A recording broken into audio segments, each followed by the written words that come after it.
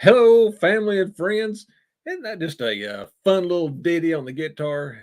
I tell you, as a guitar player, that little tune there, it's not jazz, that little guitar picking really gets me excited. I just enjoy listening to that.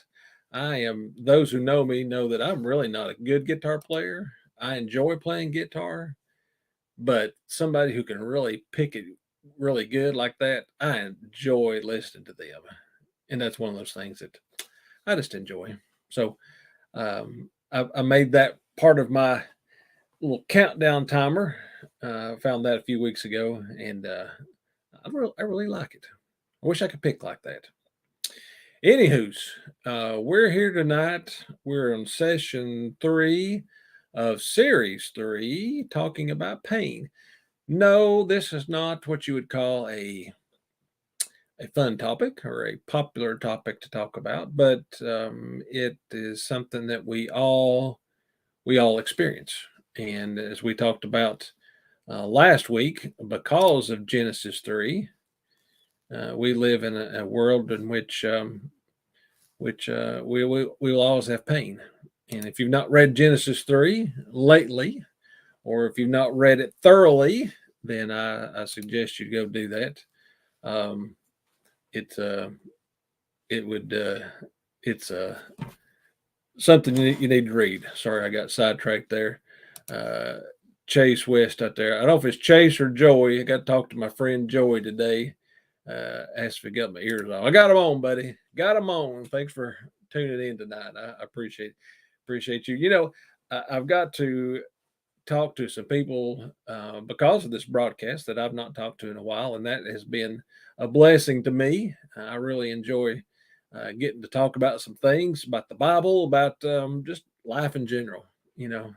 Life is pretty good sometimes, and I was glad to catch up with my friends. So let me say that. And then let's get into the subject at hand here. Like I say, tonight we're going to talk about pain, and tonight, how you learn from your pain. Now, I know that we cannot always learn from our pain. I say that and I think, well, maybe we can. I don't know. Maybe we can't always, but sometimes we can. I think about sometimes the things that we have pain, we say, I don't do that again. It's like touching a hot stove. If you touch a hot stove, bam, that hurts, that burns you, that really hurts. You won't do that again once you've experienced that, will you? You've learned that that is painful, so I don't want to do that again. Okay, there may be other situations in your life where you've experienced something, and I don't want to go through that again. It's so painful. So you just don't do that thing that caused the pain, right? Or sometimes you do things differently, right? For me, it was going to college. The first time I went to college, I didn't really do too good, and then I had to go join the army, and it caused me a little bit of pain. And so when I came back and went to college the next time, guess what? I did a whole lot better. I had a different frame of mind when I went to college then. I did something differently because of that pain. And then maybe you want to do something better because of your pain. Maybe you want to love someone differently or love someone better. And that goes into the two stories I'd like to tell tonight about pain. The first one is about my grandmothers. Now, both my grandfathers had passed earlier, and I didn't know my grandpa Troutman. I do my grandpa Grigsby some, and I didn't learn from him.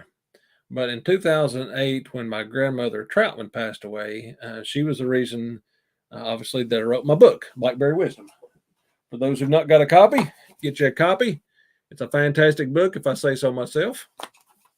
But because when she passed away, um, dealing with my grandmother, I thought, man, there's so much more that I wish I had invested time and asked questions from her. You know, I wish I would have asked some questions and really got to know her better and got to know some of her ways better. So I translated that over to my grandmother Grigsby. When I went to spend time with Grandma Grigsby, I learned from my pain of losing Grandma Troutman to ask her more questions. I would spend more quality time just sitting and talking with her. And I don't know that I didn't do that with my Grandma Troutman. So I learned from that pain, to try to invest into her and learn from her. And we had some really good conversations, me and Grandma Grigsby did. It's you take the time to listen better and understand them better. And I did, and I'm thankful for that. Really thankful for that. The other story that I want to tell about love someone differently or love someone better in the same kind of way really was um, last year. My friend Aaron passed away. Um, and Aaron was the first friend that I knew in this world.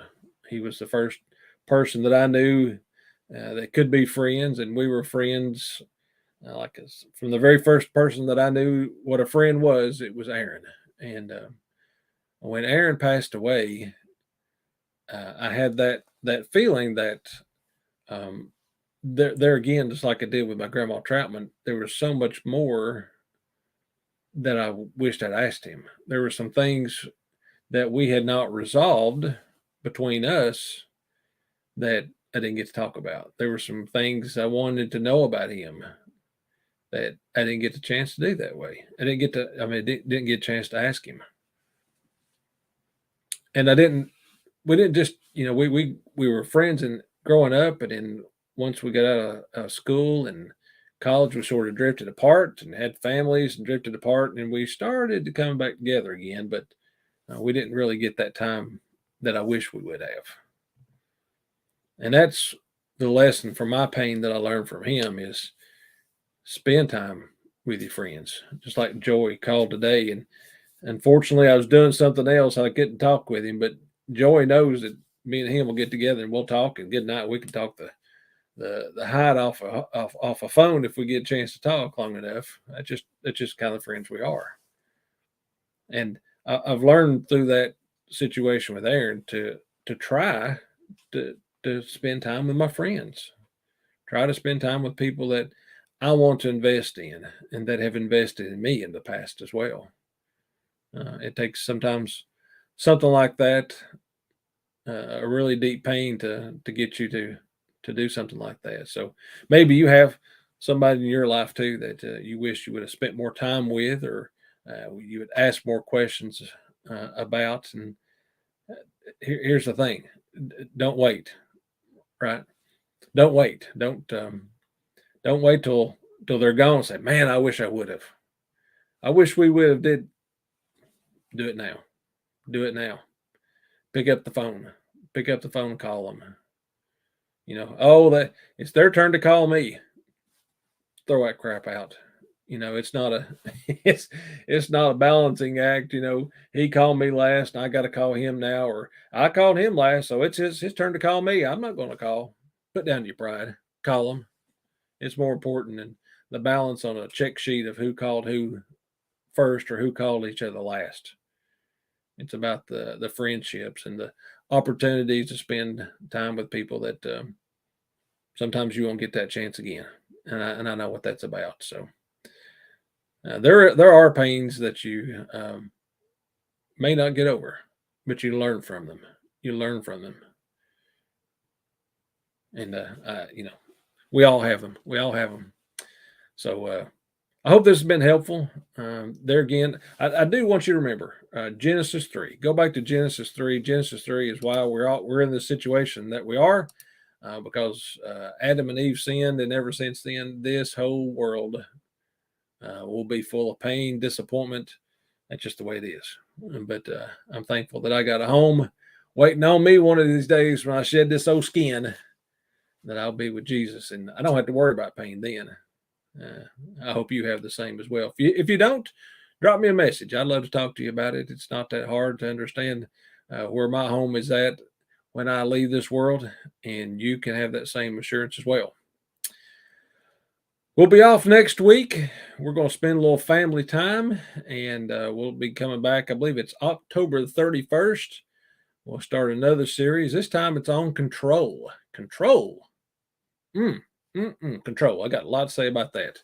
So I hope you tune in the next time. Until that time, I'm wishing you blessing as you navigate the seasons of life.